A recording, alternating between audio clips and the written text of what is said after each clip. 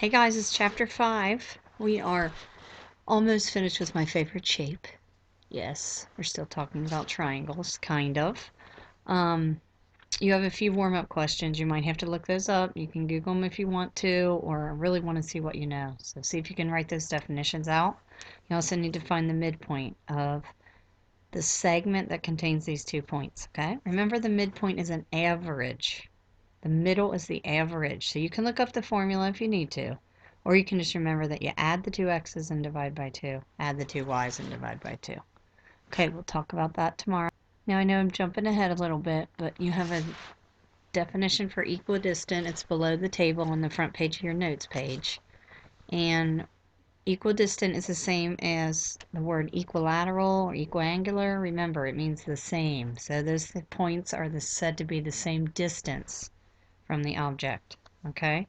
When a point is equidistant from 2 or more objects, then it's equidistant. Okay, and that's the definition. Same distance or equal distances. Okay, let's fill in the table on your paper there. The first theorem we're going to talk about is the perpendicular bisector theorem. If a point is on the perpendicular bisector, okay, you should have drawn one of these in your warm-up. In other words, this blue line here is perpendicular bisector of segment AB. Not only does it create a right angle because it's perpendicular, it also cuts it into 2 congruent parts, which is the definition of bisector. If a point lies on this line, anywhere along this line, then it's equal distance from the endpoints of the segment. And we're going to try to work with GeoGebra or some other program and try to prove some of these. If that happens, then XA, this red line here, is equal to XB. Or XA is congruent to XB. The converse of that theorem, which is 5-1-2, says that if a point is equal distances, in other words, the blue lines are the given this time, then this line has to be the perpendicular bisector, and that's why we have 2 conclusions. It's perpendicular and it bisects the segment. Okay, so we just flip the 2 givens and conclusions here. That's what converse means. So pause if you need to, write these down.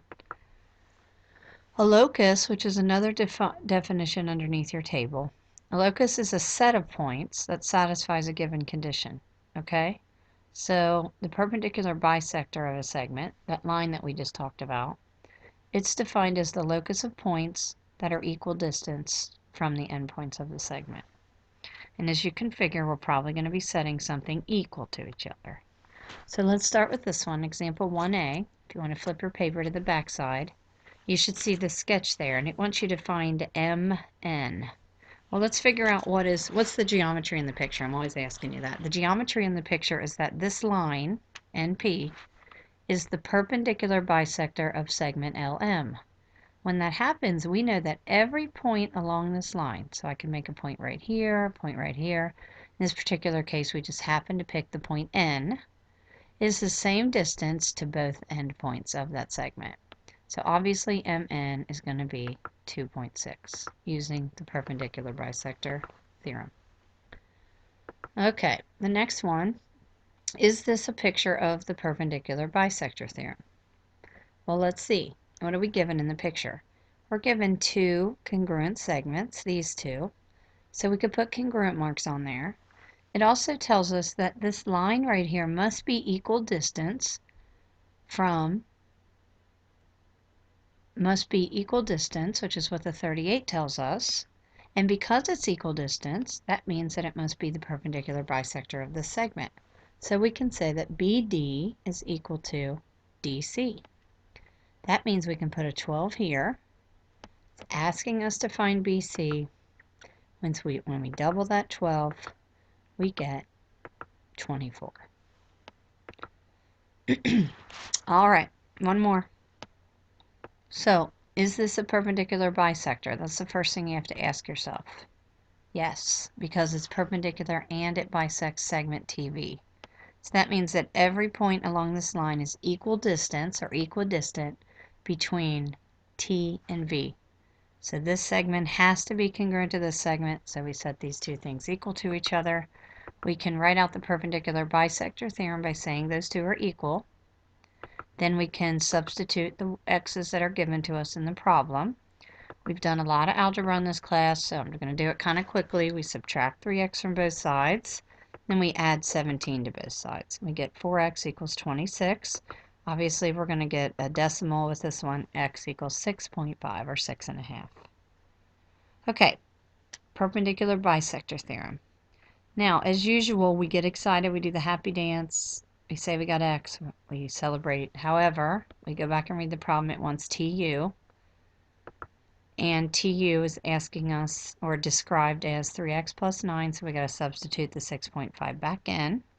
Substituting it back in, taking 3 times 6.5 plus 9 on your calculator gives you 28.5.